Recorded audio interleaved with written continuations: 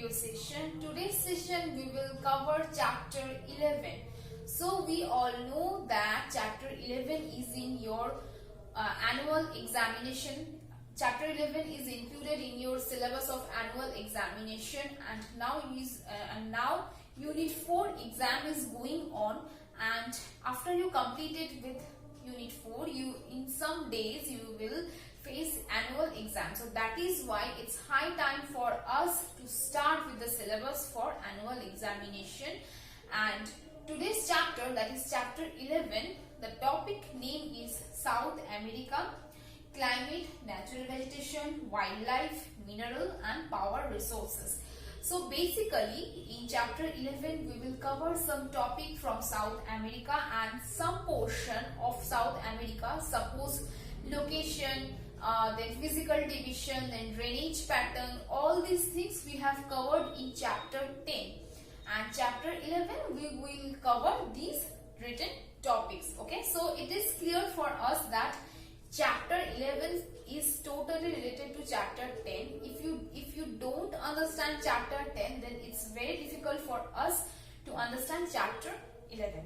Okay, so today's session we will start with the topic climate. So let us see what is the main characteristics, what are the main characteristics of climate in South America. See about climate.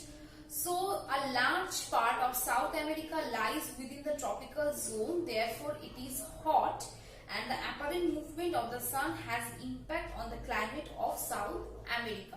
So let us first understand the significance of these two lines. So it is saying that the large part of America is situated in the tropical zone. That means the large portion of the continent is situating between the 0 degree to 23 and third north, 23.5 degree north. This is the latitudinal extension in which the large portion of the continent is situated. Okay, now, and there is an apparent movement of sun. So sun is always throughout the year, most of the time sun are vertical over the equator. Okay, and some of the time it is moving, and the movement of the sun is called as apparent movement, and some of the time sun is overhead Tropic of Cancer and Tropic of Capricorn. So these apparent movement of the sun has impact on the climate.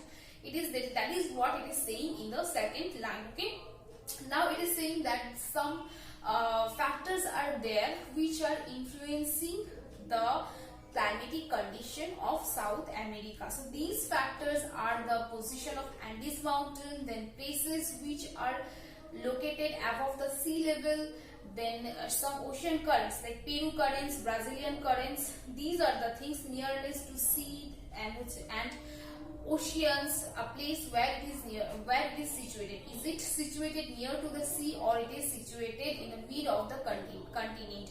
So these are the things which are act as a factor in climate. Okay, now as the continent mainly situated in the southern hemisphere, as I said that the continent is located from 0 degree to 23.5 degree north, that means Tropic of Capricorn. So that is why most portion of this continent facing summer during December to January. So this is the time when the continent face summer, and the places, the area which received much of the temperature, these are the southern Brazil and northern Argentina. And while the sun is overhead over the Tropic of Capricorn, the region temperature remains, the entire continent's average temperature remains 27 degrees Celsius, and this region, the continent, receives rainfall during summer season. Okay, these are the important feature, climatic feature of South America. So that is why I am elaborating these things. Okay, and what are the two important winds that are bring rainfall in this continent? These are the northeast and southeast trade wind. Okay, and the equatorial region, as I said that the equator also passes over the continent, this equatorial region also receives rainfall throughout the year. Throughout the year because of the convectional convectional rainfall. This is the type of rainfall, that is why it receives rainfall throughout the year. Especially the equatorial region. I am talking only about the equatorial region of this continent. Now there is a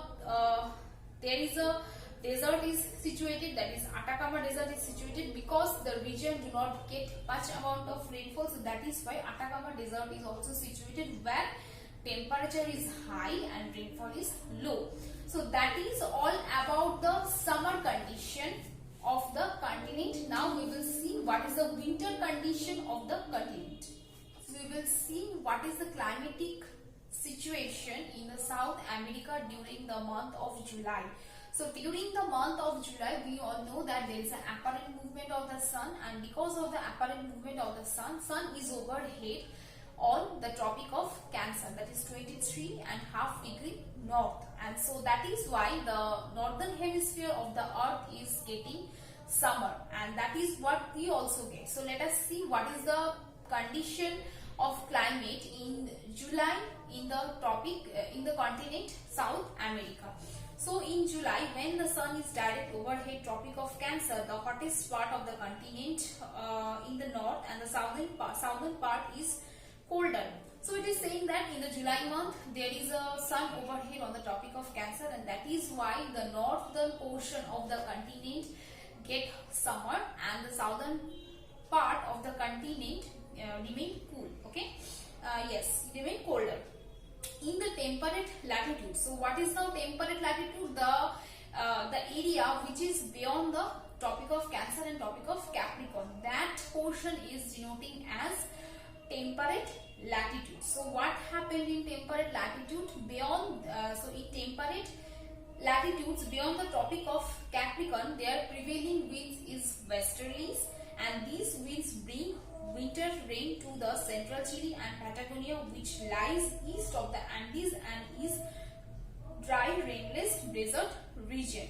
So this is what the condition remain in the July in this continent. So you need to prepare how the climate of South America during the month of July. These questions answer you will get from this paragraph, and the early paragraph what we learned what is the climatic condition in the month of December to June. So when the continent is getting summer. Okay. Next we will see what is the impact of Andes mountain, how it is influencing climate of the South America. We will see two places and how there are different type of climatic condition is there. Instead, in spite they are situated in the equatorial region. So I will talk about two places. These are the Quito and Manaus. These are the two places which are situated in the equatorial region of the South America. Let me first describe about the location of Quito. Quito is the capital city of Ecuador, and it is situated at the Andes mountain at the height of 2700 meter. Okay, and the temperature throughout the year is average temperature, that is 13 degrees Celsius. That means a pleasant kind of cool temperature remain every year. Every month or the most of the month in a year. Okay, and whereas the second place which I just mentioned, that is Manaus, it is situated at the sea level and the temperature is 26 degrees Celsius throughout the year. Now the question is, both places are situated in the equator, then how the both places has different type of climate? It is happening because of the one important climatic factor, that is the places above the sea level. The place which one is situated above the sea level will be of less temperature, and while the place is situated in the sea level, then that place has high temperature. So this is the climatic factor, and that is why while two places situated in the same area, they are facing different kind of climatic condition. I hope this point is clear, and please understand this point because a question may ask from this paragraph. So that is why I am asking to understand this. And the Andes mountain also acts as a barrier and that is why two important desert region from the South America, these are the Patagonia and Atacama, happen because of the Andes mountain, and they act as a barrier. We will see the influence of ocean and ocean current and seas over the continent South America. So we all know that South America is surrounded by different type of ocean and seas, and some ocean currents also has effect on South America. I'm talking about the Peruvian climate, the Peru current. So this is a cold current. It is a cold current, and that is what flowing over the west coast of the South America. And as it is flowing over the west coast of South America, that is why the places which is situated at the west coast get cool because of these ocean current. So students, that is all about the climate and what are the short information we have get from the climatic condition of South America. Just we discussed, we got that one point, that the first paragraph we learnt about the climatic factors. 5 to 6 factors are there, and where it is situated, that thing we also learn. And when the summer season we get, when the winter season is we get, what is the average temperature of summer season, what is the average temperature of winter season, and then how rainfall occurred we get in this paragraph. Then we learned about how two different places situated in a one particular region, but it is getting different type of climatic condition. Why this is happening, that thing we learn. And then we learn influence of the Andes mountain, then we learn influence of ocean and seas. So that is all about the climate of the South America. I hope the concept of climate of South America is clear to you all.